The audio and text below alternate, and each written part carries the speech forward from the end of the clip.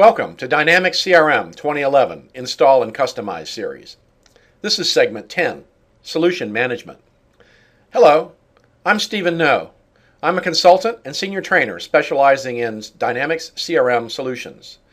I've been working with Dynamics CRM since version 3 came out back in 2005. On the agenda for this segment, we'll start off with CRM 2011 Customization and Solutions Overview. We'll then review the CRM 2011 solution components. We'll spend some time customizing the CRM default solution as well as the system solution. Next, we'll be building CRM solutions. We'll export solutions in both the unmanaged and the managed varieties. We'll talk about importing solutions and dig into solution layers in multiple solution environments and wrap up with resources. The purpose of this segment is to make sure that you can customize both the system and default solutions of CRM 2011, and that you're also able to create an unmanaged solution and add existing customizations to a solution, create new solution components in a solution, and understand the differences of both approaches. You should also be able to understand how to export both unmanaged and managed solutions and edit the managed properties to restrict customizations to managed solutions. You'll also be able to import solutions and plan for the impact of solution layers on your solution. CRM 2011 Customization Introduction to Solutions. Solutions Overview. A solution is a named collection of components of CRM customizations and enhancements. It has a defined publisher and supports versioning. Solutions are used to organize sets of customizations or components. They package sets of components for transfer to another organization or for backup.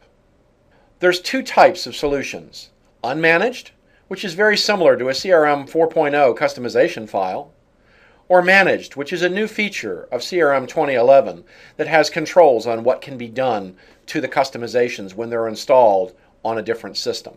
Be aware that managed solutions are only created during an export process of an unmanaged solution. So our development environment would always be an unmanaged solution, and then when we're ready to distribute our solution, we export it using the managed option. More on that later. So let's take a moment and review CRM customizations. So what is a CRM customization? It can include the process of adding a custom entity or adding an attribute to the account entity and forms. When we change the layout of the contact form, or when we change navigation to the sitemap and/or the ribbon.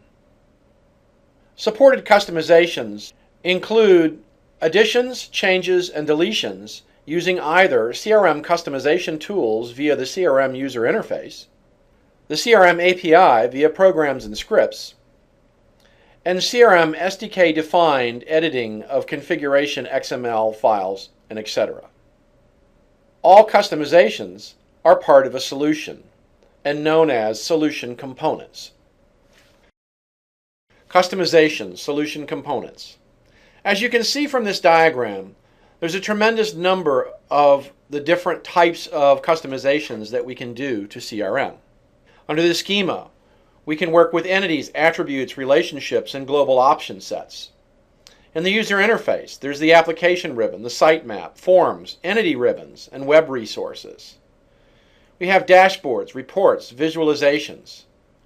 Under processes and codes, we have dialogues and workflows, and plugin assemblies and processing steps. Solutions can also include templates such as mail merge, email, contract, and article templates. And finally, even security components can be included, including security roles and field-level security profiles, so that you can build a robust application and include all of the components you need, including security. Now, these components are created by CRM 2011 customization tools and the API, and are hosted within the CRM 2011 organization database. A solution is just a collection of one or more of these components, and they can be exported into named solutions for distribution to another organization or backup, as we said before. Solution publishers. Solution publishers are used to define the source of solutions, and all solutions must be linked to a publisher. You also can store the contact information of the provider of a particular solution, so this provides a method for users to contact ISVs directly for support of distributed solutions. Solution publishers help to provide another layer of solution isolation and reduce solution collisions. Collisions are where two different solutions make the same change to a particular entity, and thus make it difficult to have them coexist on the same system. So while solutions in CRM 2011 are by no means perfect, they're a good start down the path, allowing us to layer solutions together. Solution publishers also define the schema prefix used for new components, which by default is new underscore. All entities, relationships, and attributes, when they're created, are granted a schema prefix. In CRM 2011, the prefix is designated by the solution publisher. Solution publishers also define a prefix for the option values to reduce option set collisions for additional option set items that are added by a particular solution, but we do not want to impact the items that are already existing in a CRM organization. Solutions are accessed through the customization interface of CRM from within the Settings tab in the navigation pane. Options include customizing the system, creating and modifying individual solutions, maintaining publishers, and developer resources. We'll focus on the first three of these for this demonstration. If we click on Customize the System, this takes us to the default solution. The default solution is where all customizations not classified into a specific solution are stored. All customizations that are not part of a managed solution will be reflected here, even if they're part of another solution. As long as that solution is unmanaged, it will also appear here. Next, we'll take a look at individual solutions. A system may have any number of solutions. In this particular case, we have one unmanaged solution installed on this particular organization of CRM. If we drill into it, as you can see, it looks very familiar. It looks identical to the default solution. However, you'll notice it only has a few components associated with it: an option set, an entity, an email template, and another entity. This is because we've decided to package this set of customizations as a solution so that we can make it portable to move to other systems or to back up. When you perform customization to an entity and do it from an entity form itself, it will automatically end up in the default solution. If, on the other hand, you want a customization to be part of a solution, then you need to make sure that that component is created from within the solution that you want it to be part of. In doing this, you will automatically retrieve the prefixes associated with the publisher.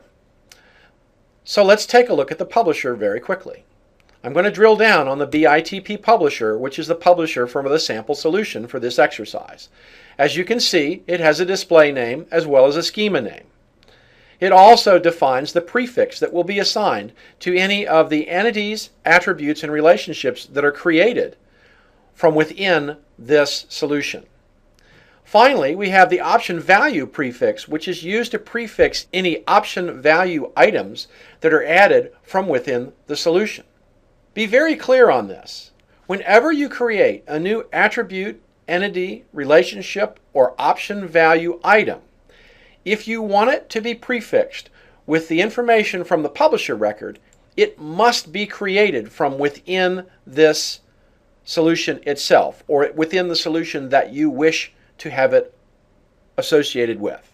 So let's take a moment to compare and contrast the default solution with an unmanaged solution on the same system.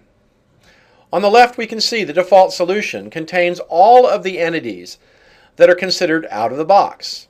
By the way, While we can't see a solution called the system solution, all of the out-of-box entities are considered to be part of a managed solution called the system solution. As you can see, they all exist within the default solution as well. So any customizations that I make here would be reflective of the solution publisher that is associated with this particular solution. In this case, it's the default publisher. So now I've drilled down on the default publisher, and you can see that the prefixes for the default publisher are new, 10,000, and under the schema name, it would be new_entity. On the other hand, if I come to my sample solution, whose publisher is BITP, you'll notice that in this case, the display name of the publisher is BITP, the prefix is BITP, and an option value prefix of 50,495. So let's show how where you create something has an impact upon this working. The best way to demonstrate this is to create a new option set within an entity that is part of a sample solution. So I'll start off by opening up the distributor entity, and we'll create a new field within that entity, and that new field will be an option set. So we'll call this test in solution, and the type will be an option set. And I want to create a new option set value, so we'll create sample item. Okay, so let's notice a couple of things. It's getting ready to create this field, and it's doing so with a prefix of BITP_, and that's because I created it within my sample solution, and the publisher is BITP, and therefore it's using the prefix from that solution publisher. You'll also notice that when I created sample item, that it has a value of 50495 in front of 0000. So that is prefixing my option values to make sure that they are entirely unique. So now I have saved my new field. It will be added to the schema and has now been added to my distributor entity. And here it is. Now, let's do the same thing to the same entity from within the default solution so that you can see how this works. So we'll scroll to distributor, open the form, and now we'll add a field in this one. So we'll create a new field, and this will be test 2 default solution. And we'll make this an option set. And we'll go ahead and create a new item, and you'll notice that it's prefixed with 100,000. So we'll go ahead and save this and close. So here is our new test 2 field that was created outside of the solution. As you can see, the schema names are prefixed differently. Now let's make one more point. If I go back into a field created within a solution, and I add an option set item to it, even though it's inside a data field that was created within the solution, this option set is not.